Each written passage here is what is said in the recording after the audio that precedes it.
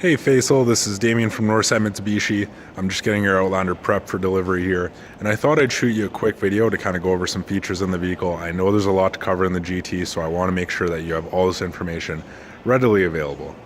So first and foremost, with your key fob, of course you've got the lock and unlock buttons on it. Fairly straightforward. Of course this one will pop open the trunk if you need to. Now beyond that, you've also got the remote starter on this vehicle. So having a look at that now. To get it started up, what you'll do is you hold down on this key button here. It'll make a little beep sound, and then the vehicle will get started up for you. And there you have it. Now unlocking the vehicle, as you can see it is locked, the mirror's folded in. What you could do is have the keys in your pocket, press on that, it'll unlock it for you, and then you'll be good to go. Inside the vehicle now we've got plenty of features to go over. First and foremost, on your right hand side, your cruise control buttons. So this vehicle is equipped with adaptive cruise control. Really great for those long highway trips. Probably going to be used for the way back home for you there. What you can do is set the cruise control with this button here, and then press that down to set it up. Once you've got that done, you also have the adaptive cruise control button that'll turn it on and off.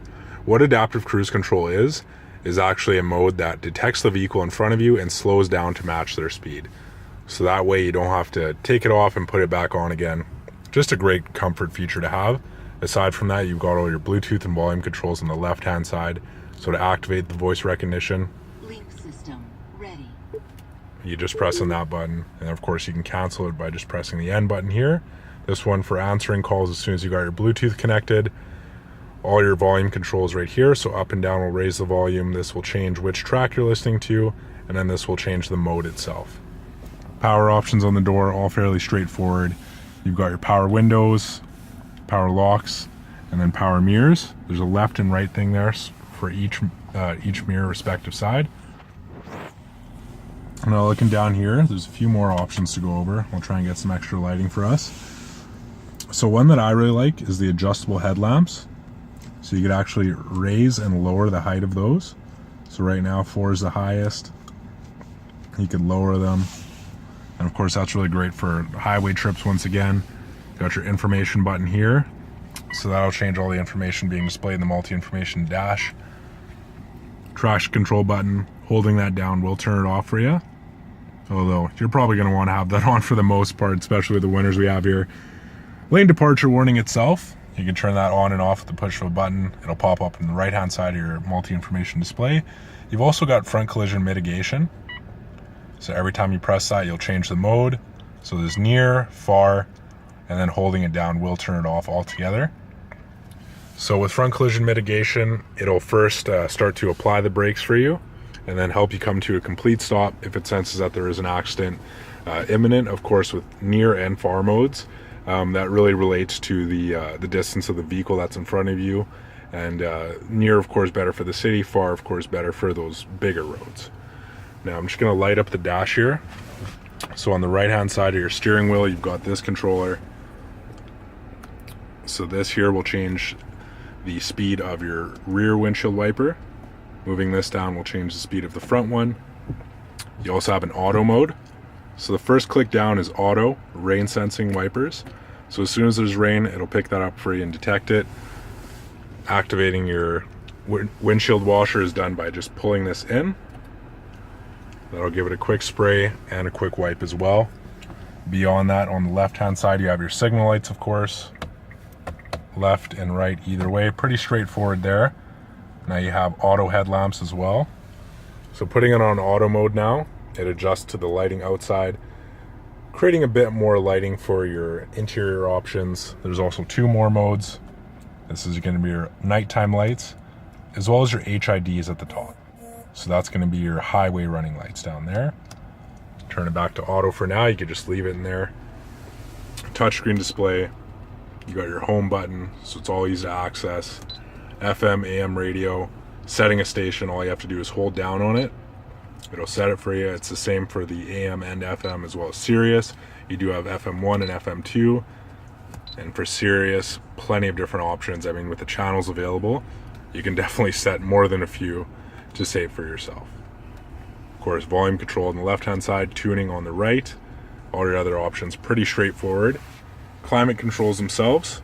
You can adjust the passenger temperature or the driver's at will. Pressing auto will match them together to the driver's temperature.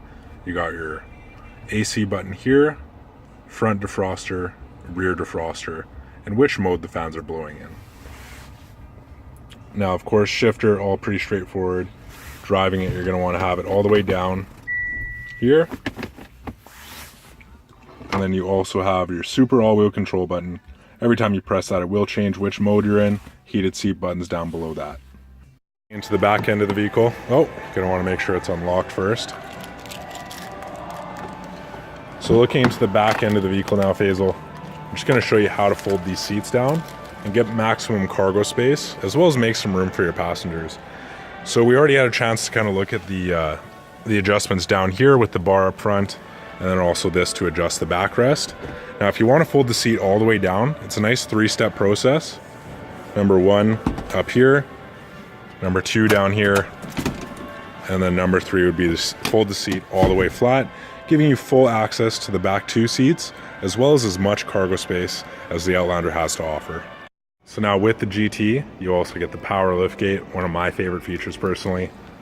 When the vehicle's off, you can activate it just by pressing that in twice. It'll get it going for you. And as we looked at previously, there's this button up top here to close it. And then you could also use the one on your key fob as well as the one inside the vehicle itself. But I'll leave that open for now. Just taking a look into the back end of the vehicle. Fold the seats down to get a better view. To access your spare tire now, what you're going to do is take this out. You've got your jack still in there.